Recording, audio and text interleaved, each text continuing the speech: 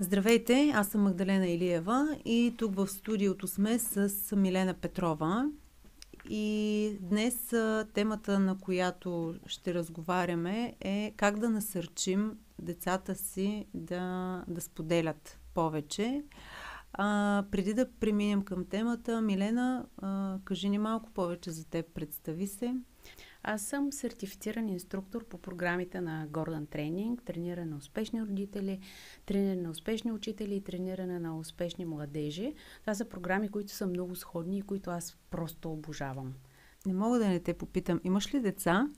Естествено. Естествено, да. Макар, че това е подвеждащ въпрос, защото тези програми могат да се практикуват и от треньори, които нямат деца, защото инструментите на програмата са такива, които са приложими във всякакви житейски области. Ето, те са приложими за учители. Има и още една версия на програмата трениране на успешни лидери, защото програмата включва най-вече комуникативни умения и способността да разграничаваме в какъв тип ситуации, какъв тип умения да използваме. Разбирам. Добре.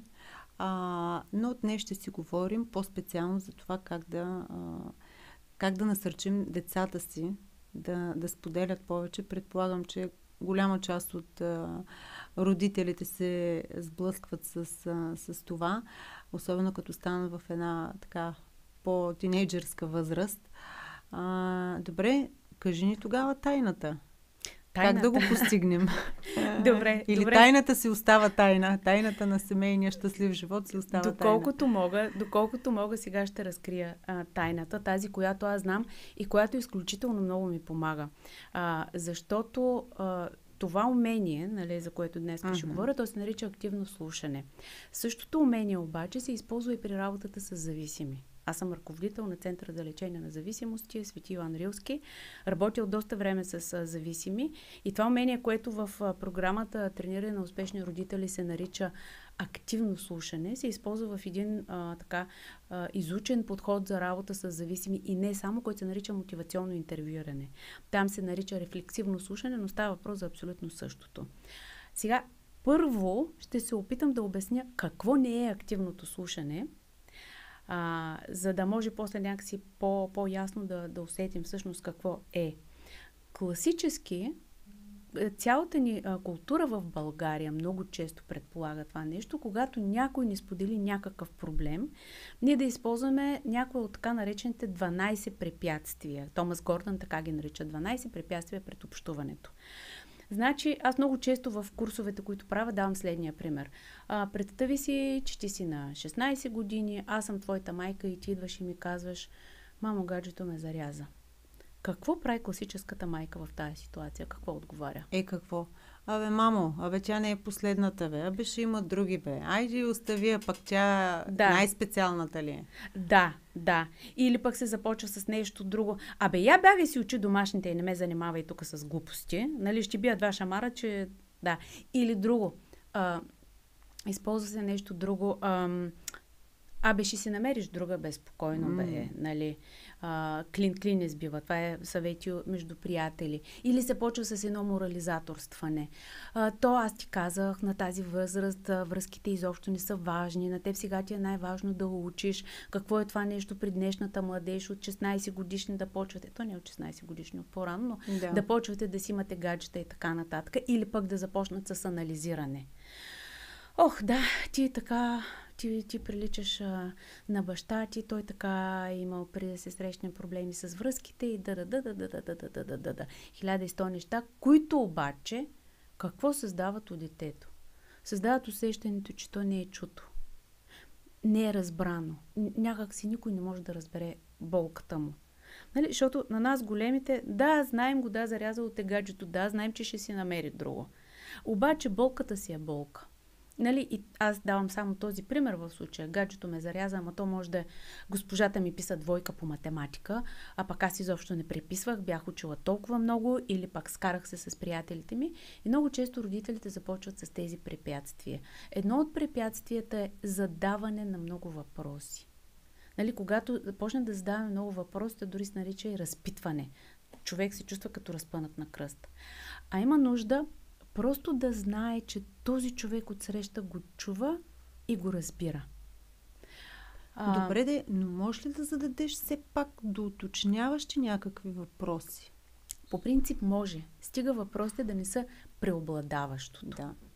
Нали? И всъщност идеята е да отговорим с максимално много емпатия. Тази думичка напоследък много се употребява. Нали? Много от хората не могат да разберат какво значи, ама наистина със съпричастност, с усещане за това, което преживява другия. И формулата на активното слушане е да върнем на другия казаното, т.е. съдържанието на това, което е казал, плюс евентуално емоцията, която преживява.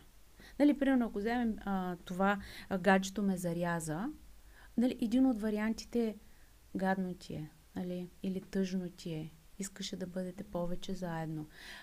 Предполагам, че забелязваш как всъщност в това активно слушане няма въпроси. То винаги е просто изречение.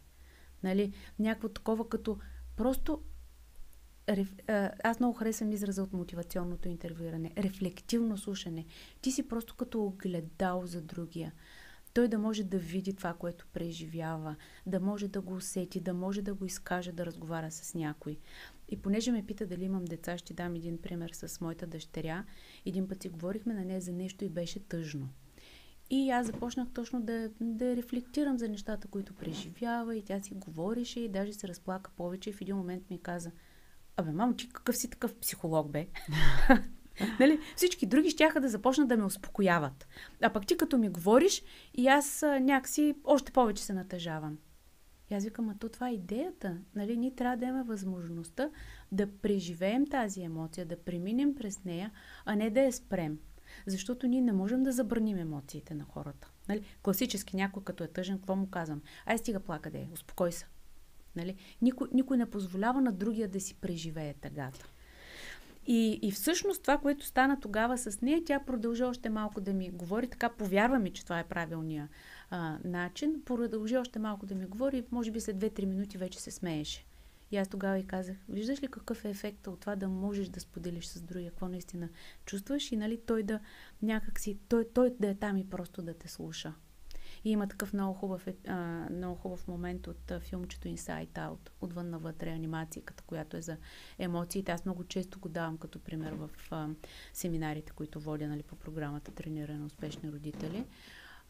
Когато на слънчето му изхвърлят всички играчки, Радост, естествено, се опитва да го успокои, да прави там разни смешки и така нататък. И слънчето, и Тъга отива при слънчето и точно това почва да прави. Тя почва да го рефлектира.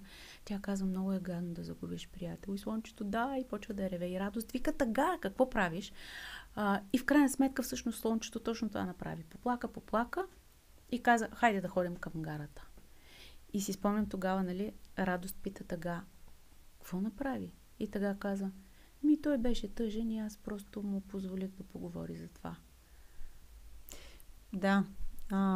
Така като го казваш, аз съм се задавала този въпрос. Аз също имам дъщеря на 9, скоро ще стане на 10.